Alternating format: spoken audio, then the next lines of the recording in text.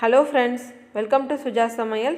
இந்த corona virus அதிகமாக பரவிட்டு வர இந்த டைமில் நம்ம உடம்புடைய நோய் எதிர்ப்பு சக்தியை அதிகப்படுத்துறதுக்காக வீட்டில் உள்ள பொருட்களை வச்சே ஒரு கஷாயம் நம்ம ரெடி பண்ண போகிறோம். இந்த கஷாயம் ரொம்ப சிம்பிளான மெத்தடில் நம்ம செஞ்சிடலாம். இந்த கஷாயத்தை சின்ன குழந்தையிலேருந்து பெரியவங்க வரைக்கும் எல்லாருமே சாப்பிட்லாம். வாங்க அதை எப்படி செய்கிறதுன்னு பார்க்கலாம். இந்த கஷாயம் ரெடி பண்ணுறதுக்கு தேவையான பொருட்கள்லாம் என்னென்னு பார்த்துடலாம். முதல்ல நான் கற்பூரவள்ளி இலை எடுத்திருக்கேன். இது கற்பூரவள்ளி இலை இல்லைனா ஓமவள்ளி இலைன்னு சொல்லுவாங்க.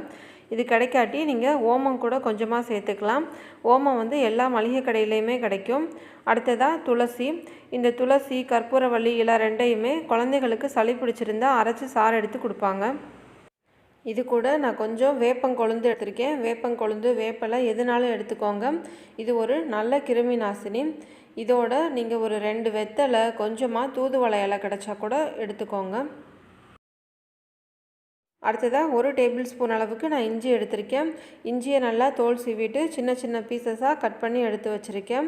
1 டேபிள் ஸ்பூன் அளவுக்கு பூண்டு, ஒரு 2 பிரிஞ்சி இலை, 1 டீஸ்பூன் அளவுக்கு தனியா, ஒரு 4-5 கிராம்பு, 1 டீஸ்பூன் அளவுக்கு மிளகு, 1 டீஸ்பூன் ஜீரகம், 1 டீஸ்பூன் மஞ்சள் தூள் எடுத்திருக்கேன்.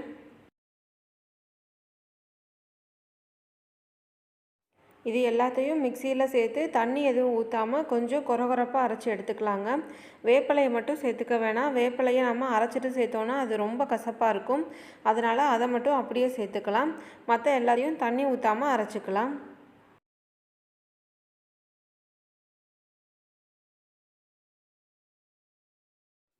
ரொம்ப வலுவலுன்னு அரைக்காமல் இந்த அளவுக்கு மட்டும் அரைச்சி எடுத்துக்கோங்க. நான் ஒரு பாத்திரத்தில் ஒரு 1.5 லிட்டர் அளவுக்கு தண்ணி ஊற்றிருக்கேன். முதல்ல இதில் இந்த வேப்பங்கொழுந்தை சேர்த்துக்கிறேன். அடுத்ததாக மஞ்சத்தூளை சேர்த்துக்கிறேன். அடுத்ததாக நம்ம அரைச்சி வச்சுருக்கிற இந்த விழுதை சேர்த்துக்கிறேன். இந்த கஷாயத்தை நீங்கள் காலையில் ராத்திரின்னு 2 வேளைக்கு குடிக்கலாங்க. இல்லைனா ஒரு நேரமாவது கண்டிப்பாக எடுத்துக்கோங்க.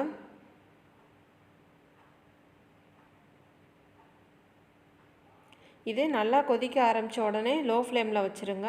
ஒரு 10 நிமிஷம் நல்லா கொதித்து இதோட சாரெல்லாம் நல்லா இறங்கட்டும்.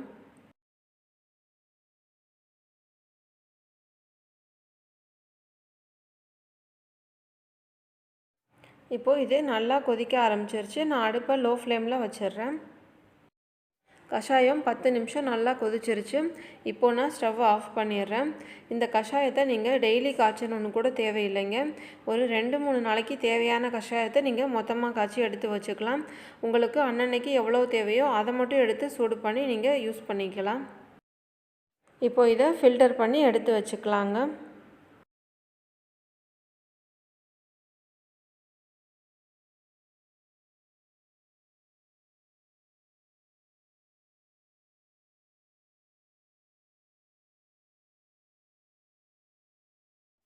இப்போது இந்த கஷாயத்தோடு நான் ஒரு டீஸ்பூன் அளவுக்கு நாட்டு சக்கரை சேர்த்துக்கிறேன்.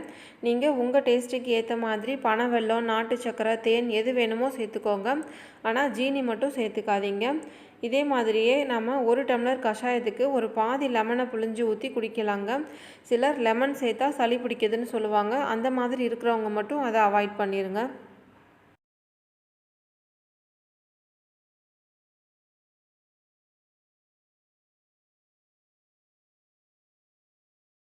நம்ம இம்யூனிட்டியை பூஸ்ட் பண்ணக்கூடிய இந்த கஷாயத்தை கண்டிப்பாக குழந்தைகளுக்கும் செஞ்சு கொடுங்க.